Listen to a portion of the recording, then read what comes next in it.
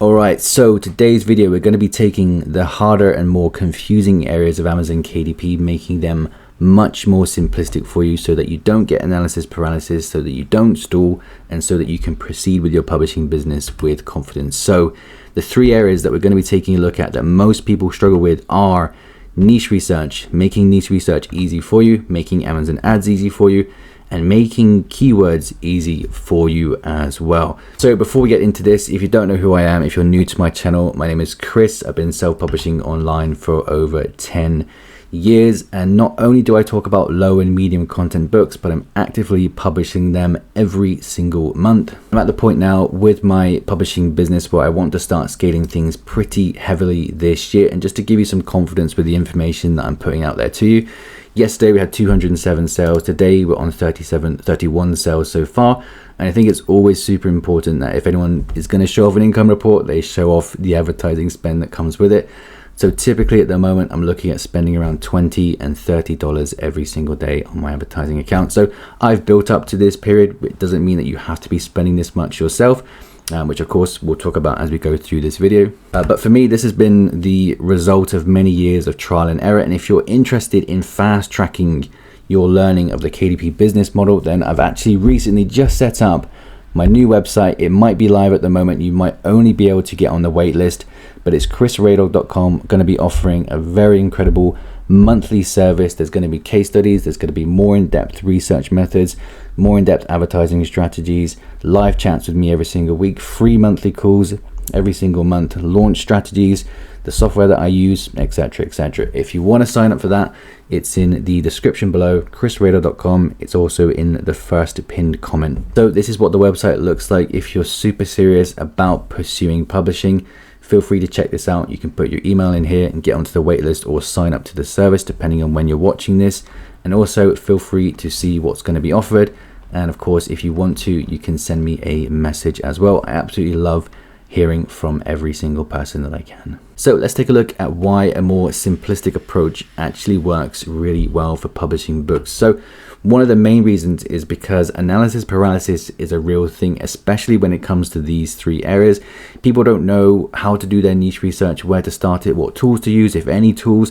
They don't know how to start running ads. They don't know what type of ads. They don't know where to use their keywords, how to use their keywords, where to find keywords. And you get all this different information being just shoved at you when you don't necessarily need to know everything in that way. So as we go through this video, I'll make these steps much more simplistic for you. And what will happen is when you focus on making things much more simplistic for you, the emphasis is going to shift from things that are really unnecessarily advanced for you to the things that really work. So we'll cover that in the last slide here.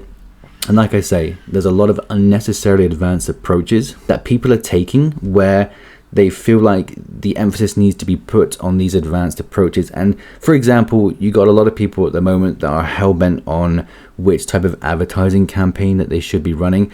And the reality is with these type of things, they don't make that much difference. They should be for when you are more advanced, when you're already making sales. And I'll explain that as I go through this. But let's talk about niche research and making this much more simplistic for you. So we're going to head over to Amazon in just a second. But what I want people to focus on when it comes to niche research is just finding a proven concept using free tools. That's all I want people to focus on at the moment. So here's the thing. Let's come over to Amazon now, and we're just going to use a kind of generic low content book, like a dance teacher notebook here. Now, what I want people to do, and of course, one of the easiest ways to do your niche research, to find these niches, is just to go over to Amazon, just start exploring Amazon, look for independently published books. You don't need anything else, I promise you. But once you get to this point, you have to make this decision. When you find these books, you have to go forward and say, am I actually interested in publishing in this niche now? And people go crazy over the criteria that their niches need to have. I understand that. It does make sense. But what you're going to find that you run into is that you're never going to find the perfect criteria, and you're never going to start publishing that book. So my niche research process at the moment comes down to just using a couple free tools, which are DS Amazon Quick View, which displays the BSR below the thumbnail here, and Helium 10's historic data. So I want to find a proven concept based off of these BSRs. And all you need to know is that the lower the BSR is, the more sales the book is making. So for example, let's say a book that is ranked 50,000 is making, let's say, 200 sales a month, for example. So second to this, we can see that the BSR on screen is static, and that might somewhat skew our niche research. So we want to establish that this has been a proven concept for a long time, because we're here to make money in the long run. So what we can do here is come into the listings when we're doing our niche research and see if this concept has been proven for a long time, i.e. has it been selling for a long time. So with Helium 10's historic extension here, what you can do is come up to the all-time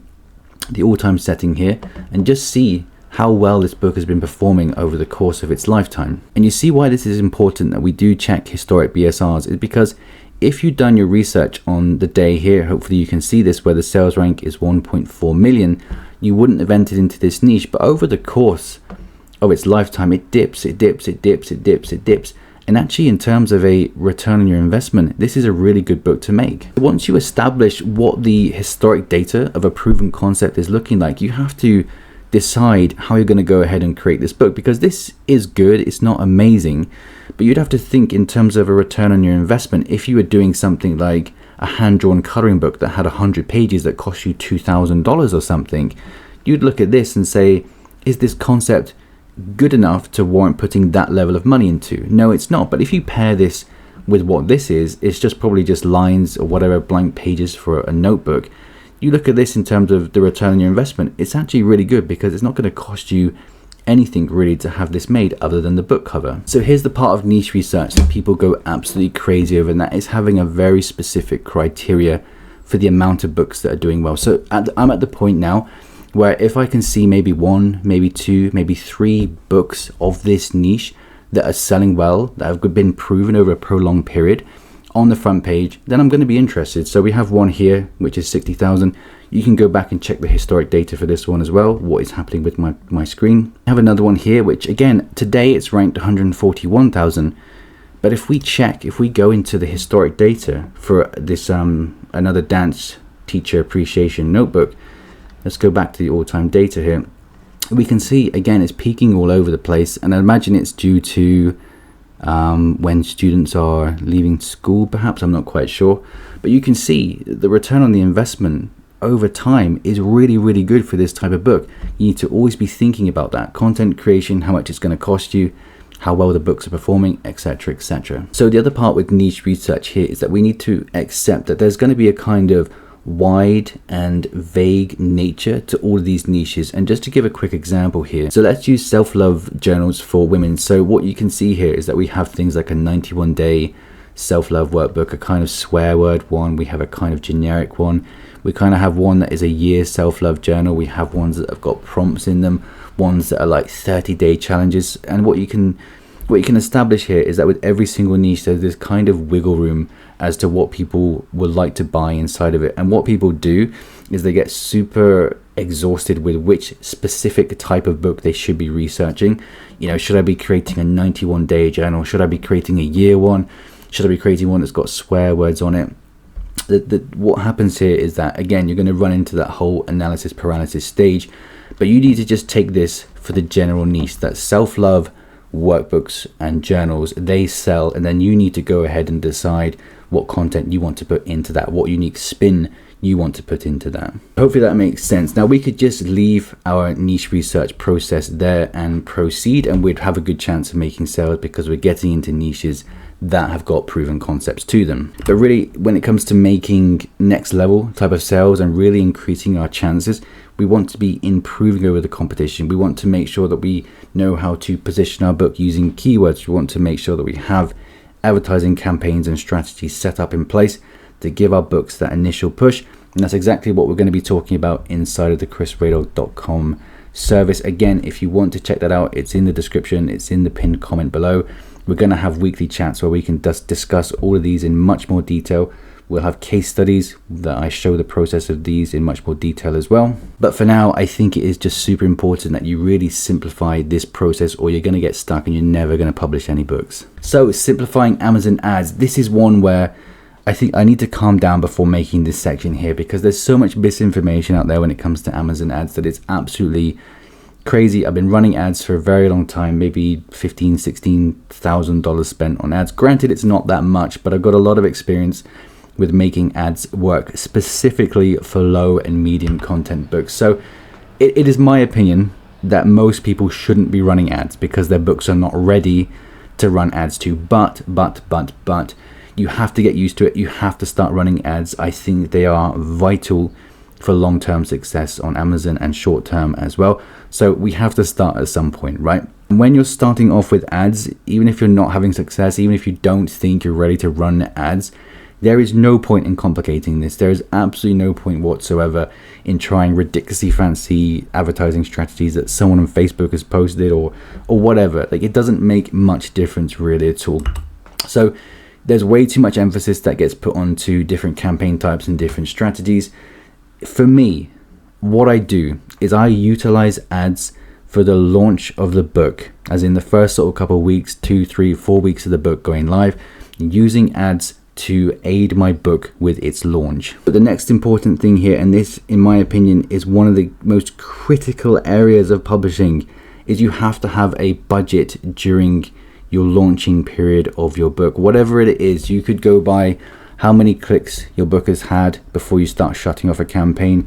You need to know when it's time to give up on a project and not get emotionally attached to it.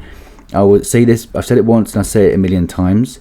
Failure percentages are a real thing. Even if you're Chris, even if you're someone that's just started, even if you're Jade Summer, failure percentages are a real thing. So you have to have a budget as to when you stop working on a project and you just let it go and move on to the next one.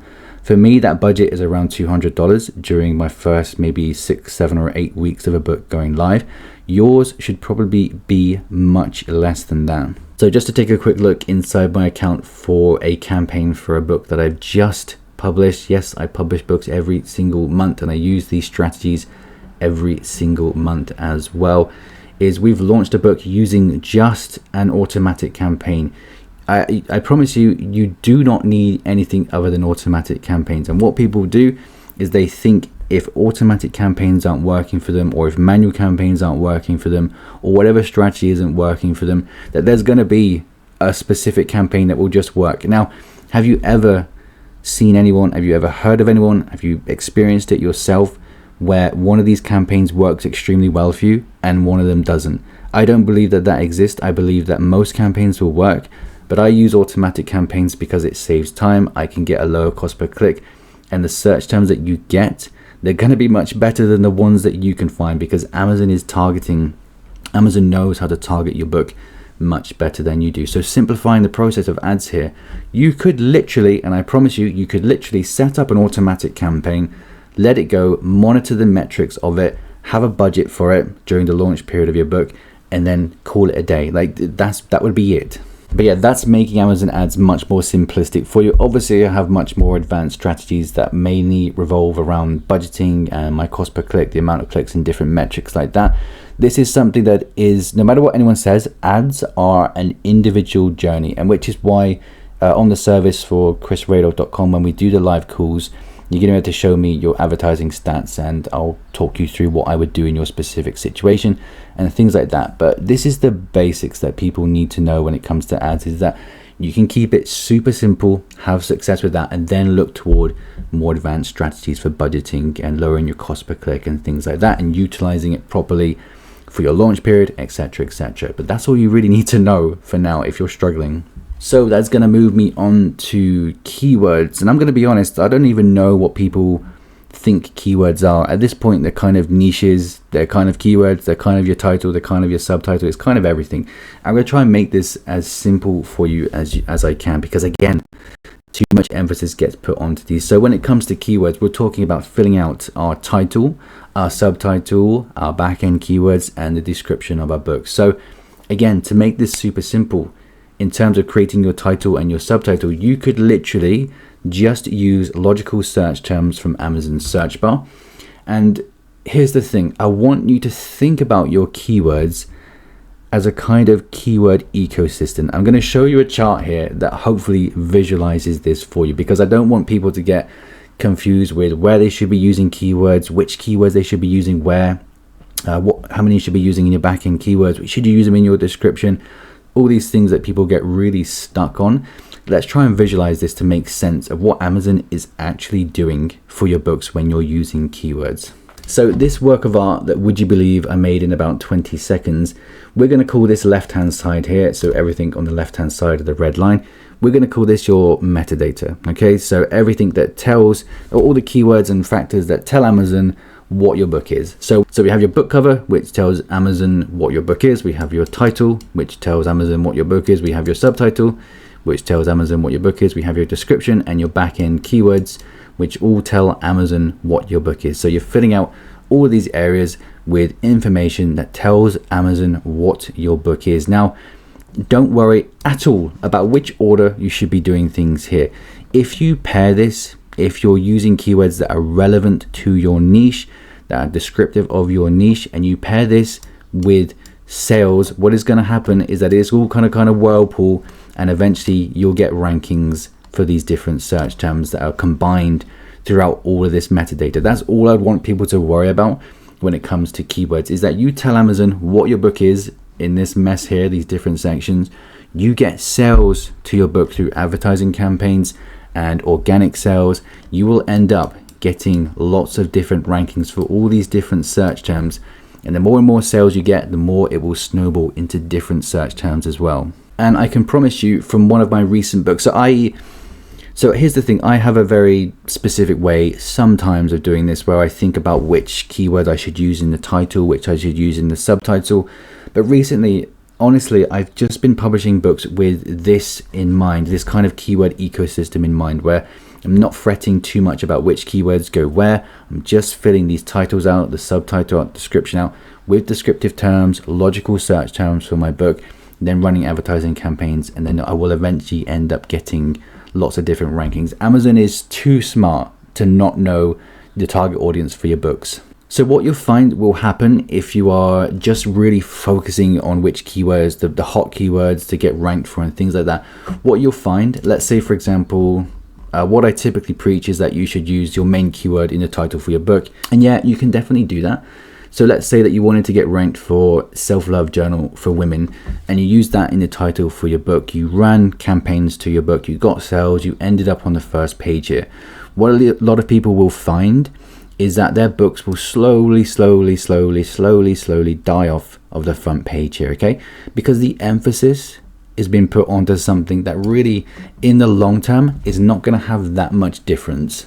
Which brings me on to the final point that I'm making here, is the emphasis. We simplify everything so the emphasis doesn't get put onto these finer details. Yes, of course, there are ways you can make all of this work slightly better, more optimal, but the emphasis needs to shift into book covers. In my opinion, book covers equal organic sales, because once you get that book ranked for these different keywords during the launching of your book, people need to click it. This is how Amazon's algorithm is going to work. It's that they want to prioritize books that are getting clicks, that are getting sales. If your book cover sucks, let's say you get your book ranked for some cool keywords, but the book cover sucks and people aren't clicking it, Amazon knows that the people aren't clicking this book. And when they know that they're not clicking it, they know they're not buying it, then they say goodbye to it from the front pages, okay? So keeping the organic sales going, after you've launched your book, you need people to click it. You need people to keep clicking it, and that's where book covers are so important, in my opinion. People will tell you they're not that important. I disagree. I spend a lot of time on book covers. I think they are vital. From that, in terms of longevity on the marketplace, interior quality. The interior quality is what's going to give us that 5-star reviews. It's what's going to convince customers to buy it. Again, they see your book, they click it, they buy it. This is telling Amazon your book is relevant, and they will continue to show you to relevant search terms for your customers. And outside of that, no matter what anyone says, failure percentages are very real, and you have to operate around them. So you need to know, you need to decide for yourself, when are you going to stop a project, when are you going to carry this on. There are many benefits to doing this, because it's going to allow you to not get emotionally attached to books.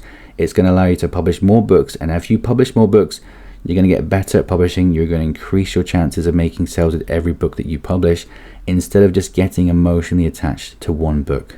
So hopefully that has made things much more simplistic for you. Again, if you want to take things to the next level, I'd love to hear from you. I'd love for you to sign up to the waitlist or get on the service for chrisraydog.com. Like I say, we have a ton more going into this. We have lots of marketing strategies. We've got live chats coming up. We have free live chats that are going to be included, launch strategies, case studies, how to use different software. We're going to have a beginner's business plan, which I'm working on. There's loads on screen that's not been included that we're going to be adding as well. And also regarding the book cover thing, we're looking at getting someone extremely good at creating book covers so that you can order from them and do all those great things, so that you don't have to go through the pain of not knowing whether your book covers are good or not. And of course, with the live chats, you can show me them if you want to, so I can give my opinion on your book covers, whether I think your books are ready to run ads to, and all those things that I definitely can't do inside of these videos. That's chrisraydog.com. Go and sign up. It's going to blow your mind when it comes out. Check it out from the description and the pinned comment. And that's it for this video. I'll see you very soon.